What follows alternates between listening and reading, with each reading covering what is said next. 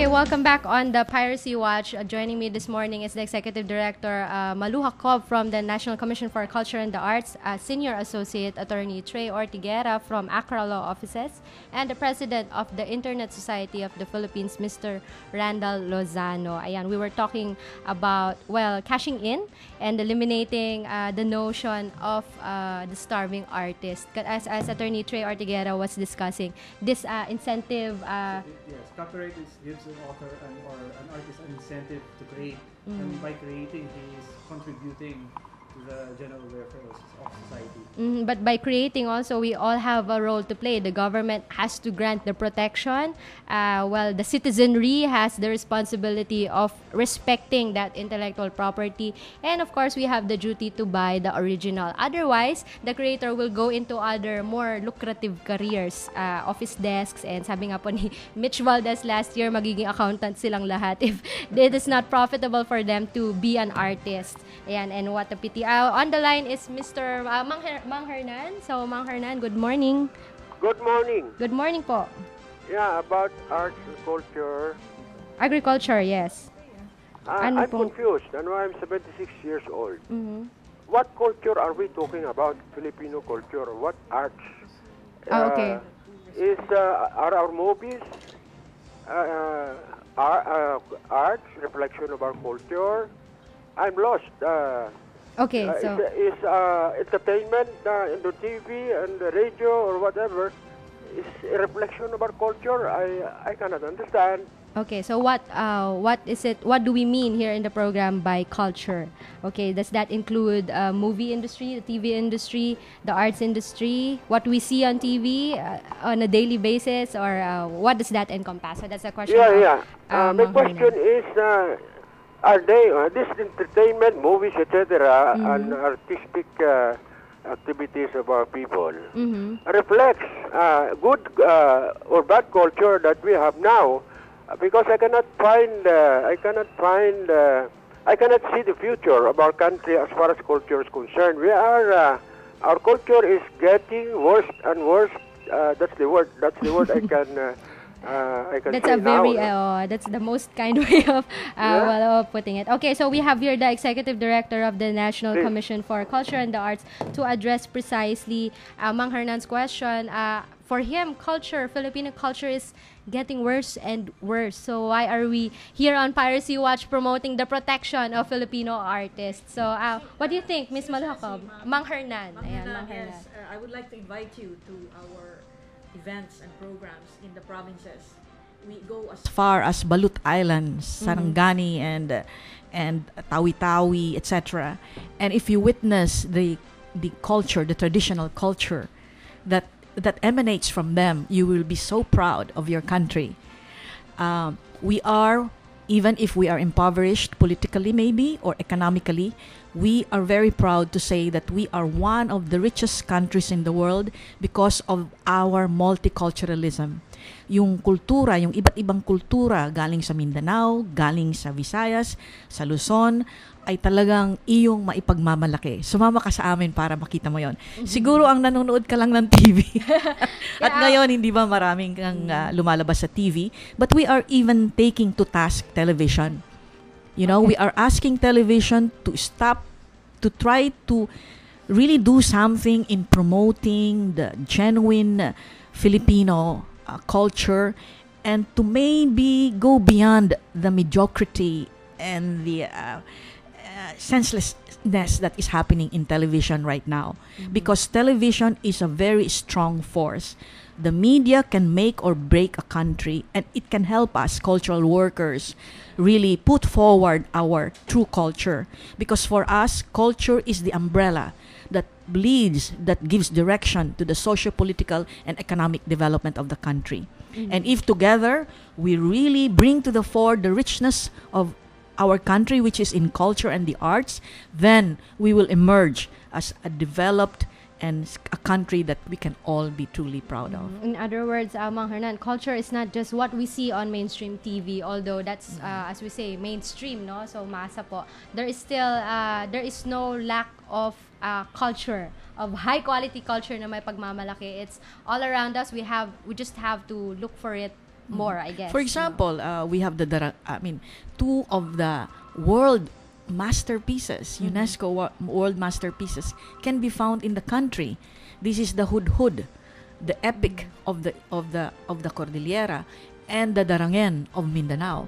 These are two epics that we are so proud of, because they are world masterpieces. So ang inaano natin ngayon, how can they be preserved?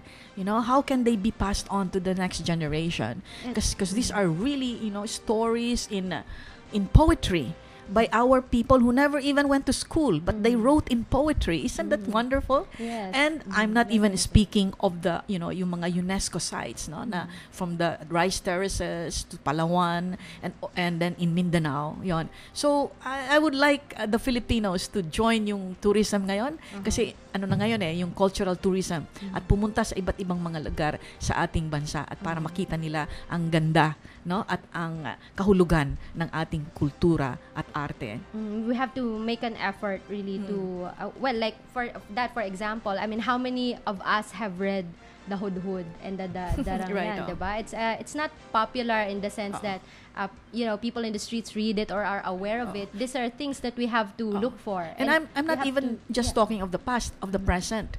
Our young contemporary artists, the filmmakers, yung kabataan natin na mga filmmakers, they make their films, and because it is now in digital, they're able to really express themselves artistically.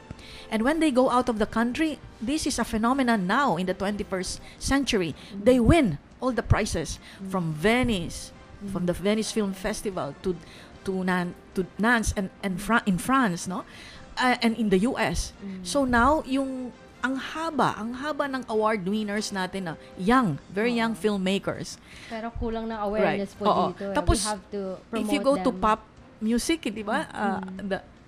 Our young singers, female singers are really doing very well in the US and maraming talent. And even Filipino in the talent. ASEAN, they all bow to the Philippines. They bow to the musicality of the Filipinos. And we again should be proud of that. But what we're talking about now is how can the artist be part of the economic upliftment that we are trying to achieve?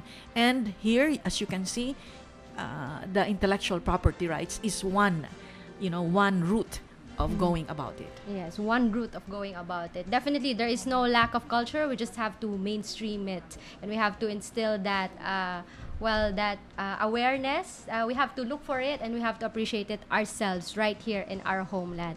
Okay, we have on the line June says for the monitoring of the Angat Dam and the IPO Dam in Bulacan. June?